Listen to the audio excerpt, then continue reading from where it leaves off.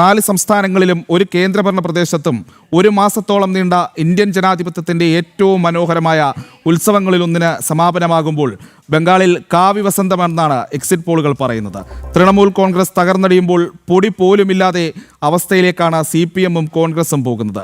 അസമിൽ വികസന തുടർച്ചയ്ക്കായി ജനങ്ങൾ BJP-ക്കൊപ്പം നിൽക്കുമെന്നും സർവേ ഫലങ്ങൾ വ്യക്തമാക്കുന്നു. ഈ വാർത്തയുടെ വിശദാംശങ്ങളുമായി ഡൽഹിയിൽ നിന്ന് ദിലീപ് ചേരുന്നു.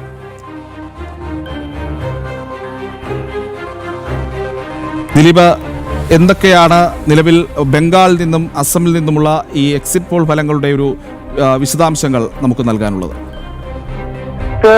വെസ്റ്റ് ബംഗാളിൽ ആദ്യമായിട്ട് അല്ലെങ്കിൽ ചരിത്രത്തിൽ ആദ്യമായിട്ട് BJP അധികാരത്തിൽ വരുമെന്നുള്ള എക്സിറ്റ് പോൾ പ്രവചനം തന്നെയാണ് നിലവിൽ എല്ലാ എക്സിറ്റ് പോൾ നമുക്ക് മനസ്സിലാക്കാൻ സാധിക്കുന്നത്. BJP 140 മുതൽ 180 വരെ സീറ്റ് പിടിക്കുമെന്നാണ് ഒട്ടുമിക്ക എക്സിറ്റ് പോളിലും ടൈംസ് നൗവും അതുപോലെ തന്നെ ചാണക്യ നടത്തിയുള്ള ഒട്ടുമിക്ക വിശ്വസ്യമായിട്ടുള്ള എല്ലാ എക്സിറ്റ് പോളുകളും BJP-ക്ക് അനുകൂലമായിട്ടാണ്. BJP ശക്തമായ പ്രചരണം തന്നെയാണ് ആദ്യം മുതൽക്കേ വെസ്റ്റ് ബംഗാൾ നടത്തിയത്. ആദ്യം മുതൽക്കേ തന്നെ പ്രാദേശിക തലത്തിലും അതോടൊപ്പം തന്നെ കേന്ദ്ര നേതൃത്വം വ്യക്തമാക്കിയത് ഇത്തവണ BJP പിടിക്കുമെന്ന് തന്നെയാണ് പറഞ്ഞിരുന്നത്. ആ ഒരു എക്സിറ്റ് പോൾ അല്ലെങ്കിൽ BJP-ക്ക് അനുകൂലമായിട്ടുള്ള എക്സിറ്റ് പോൾ ഫലം തന്നെ പുറത്തു വന്നിരിക്കുന്നത്. പ്രത്യേകിച്ച് ഭരണവിരുദ്ധത രൂക്ഷമാണ്. അത്തരത്തിലുള്ള കാര്യങ്ങൾ നമുക്കെല്ലാം അറിയാവുന്നതാണ്. അതോടൊപ്പം തന്നെ ഒട്ടനവധി കാര്യങ്ങൾ, അതായത് ഭരണവിരുദ്ധത, അതോടൊപ്പം തന്നെ സ്പേസ് വെട്ടമില്ലായ്മ, അത്തരത്തിലുള്ള കാര്യങ്ങൾ തന്നെ അവിടെ പ്രധാന ചർച്ച വിഷയമായതും അതിന്റെ അടിസ്ഥാനത്തിൽ തന്നെയാണ് BJP ശക്തമായ പ്രചരണം അതോടൊപ്പം തന്നെ ഭരണവിരുദ്ധതയ്ക്കെതിരെയുള്ള പ്രതിഷേധ പരിപാടികൾ സംഘടിപ്പിച്ചത്.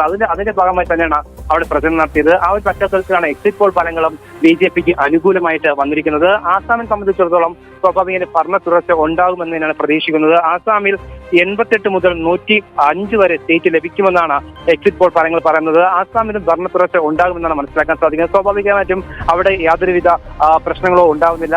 വലിയ രീതിയിലാണ് സർക്കാർ വലിയ രീതിയിലുള്ള മികച്ച ഭരണം തന്നെ കാഴ്ചവെച്ചത്. അതിന്റെ ഒരു ഭരണ തുടർച്ച ഉണ്ടാകുമെന്നാണ് അറിയാൻ സാധിക്കുന്നത്. പ്രജിത്ത്, ദിലീപ്, മറ്റൊരു പ്രധാനപ്പെട്ട കാര്യം, ഒന്ന് ബംഗാളിലെ തെരഞ്ഞെടുപ്പുമായി ബന്ധപ്പെട്ട് അവിടുത്തെ സ്ത്രീകളുടെ ഒരു പങ്കാളിത്തം, പ്രത്യേകിച്ച് മമതാ സർക്കാരിൻ്റെ കാലത്തുണ്ടായിരുന്ന സ്ത്രീകൾക്കെതിരെ ഉണ്ടായിരുന്ന അതിക്രമങ്ങൾ, ബലാത്സംഗങ്ങൾ, അതുപോലെയുള്ള ഒരുപാട് പ്രശ്നങ്ങളുണ്ട്.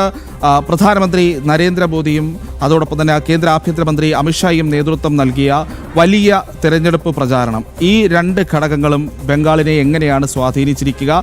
എങ്ങനെയാണ് ഈ ഉയർന്ന പോളിംഗ് പെർസെൻറ്റേജ് ആ ഘടകങ്ങളെ കൂടി സ്വാധീനിച്ചായിരിക്കാനുള്ള സാധ്യത? അത് എത്രത്തോളമാണ്? പ്രജിത്ത്, ആദ്യഘട്ടത്തിൽ, അതായത് ഒന്നാം ഘട്ട തെരഞ്ഞെടുപ്പിൽ ഏകദേശം 93% അവിടുത്തെ വോട്ടിംഗിന്റെ പോളിംഗ് എന്ന് പറയുന്നത്. സ്വാഭാവികമായും ചരിത്രത്തിൽ ആദ്യമായിട്ടാണ് സംസ്ഥാനത്ത് ഇത്രയും വലിയൊരു പോളിംഗ് ഉണ്ടാവുന്നത്. സ്വാഭാവികമായിട്ടും അത് ഭരണവിരുദ്ധതയും അതോടൊപ്പം തന്നെ സ്ത്രീകളുടെ പങ്കാളിത്തം ഈ വെസ്റ്റ് ബംഗാൾ തെരഞ്ഞെടുപ്പിൽ ഉണ്ടായി എന്നതാണ് ഏറ്റവും ശ്രദ്ധേയമായ കാര്യം. ഭരണവിരുദ്ധത രൂക്ഷമാണ്. അതിനോടൊപ്പം തന്നെ ഏറ്റവും കൂടുതൽ പ്രശ്നം എന്ന് പറയുന്നത് സ്ത്രീ സുരക്ഷ ഇല്ലായ്മയാണ്. അതായത് പ്രായപൂർത്തിയാകാത്ത പെൺകുട്ടിയെ പോലും പീഡിപ്പിക്കപ്പെടുന്ന സാഹചര്യം ഉണ്ടായി. എന്നാൽ ആ കേസിലെ പ്രതികളെ പോലും തൃണമൂൽ സർക്കാരിനെ അറസ്റ്റ് ചെയ്യാൻ സാധിച്ചില്ല എന്നതടക്കമുള്ള കാര്യങ്ങൾ വളരെ രൂക്ഷമായിരുന്നു.